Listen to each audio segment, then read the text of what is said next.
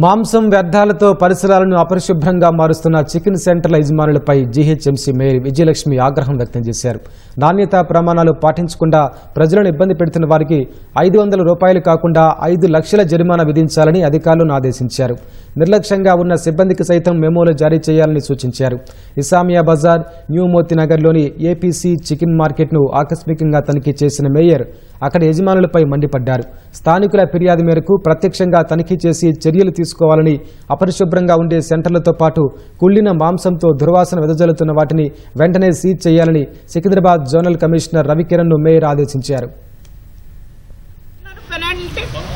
ఇప్పటి వరకు ఎప్పుడన్నా 500 5 లక్షలు వేయండి. ఏంటి 500 వేస్తా 2 రోజు వేస్తాడు, మళ్ళీ 500 కడతాడు. ఇది ప్రాబ్లం ఫర్ ఎంటైర్ ఏరియా. ఎంత వేస్తున్నారు పెనాల్టీ? వేసిండ్రా ఇప్పటి వరకు ఎప్పుడన్నా 500 5 లక్షలు వేయండి. ఏంటి 500 వేస్తా 2 రోజు వేస్తాడు, మళ్ళీ 500 కడతాడు. ఇది ప్రాబ్లం ఫర్